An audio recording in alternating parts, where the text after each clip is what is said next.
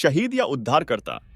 एक बार जब वेल्स के राजकुमार ने एक कैदी को ढूंढना चाहा जो क्षमा के योग्य है, वह उन सब कैदियों के आगे बढ़ गया जो अपने आप को निर्दोष साबित कर रहे थे और कुछ अपने धर्म के काम भी गिना रहे थे। परंतु जब वह एक बूढ़े व्यक्ति के पास आया, वह बूढ़ा व्यक्ति टूट गया और पूरी सफाई से अपना अपराध स्वीकार करता हुआ वह लज्जित हुआ और माना कि वह दंड पाने के योग्य है, उसने पाप किया है, और वे छूट जाता है, जिससे सभी बाकी कैदी हैरान रह जाते हैं, आखिर ये कैसे छूट गया।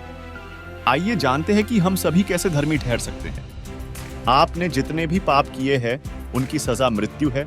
सभी उपदेशक कहते हैं कि जो किया वो भुगतना पड़ेगा, जीते जी शरीर को बीमारी और क्लेश के रूप में और मरकर आत्मा को नरक में।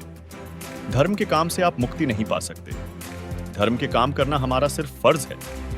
कोई भी पापी न्याय के वक्त ये कहकर बच नहीं सकता कि उसने एक पाप करके दो धर्म के काम किए हैं और एक की हत्या की, एक को डूबने से बचाया, एक के साथ झूठ बोला, दो लोगों के साथ सच का साथ दिया, एक की चुगली की, एक की अच्छाई की, किसी औरत को बुरी निगाह से देखा और एक को सम्मान दिया, एक को ठगा, एक की मदद की, एक का निवाला छीना, कुछ लोगों को खाना खिलाया।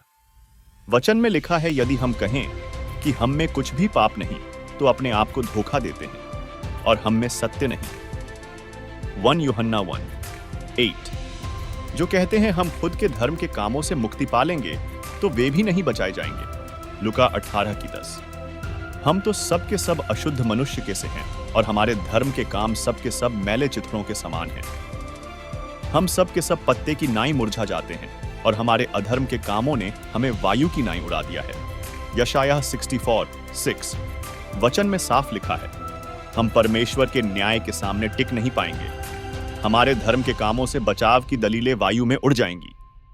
पाप करने के बाद हम धर्म का काम करके मुक्ति नहीं पा सकते। इस बुरे सिद्धांत से इंसान को और बल मिलता है कि वो पाप करे और कुछ धर्म के काम करके उस पाप से मुक्ति पाले।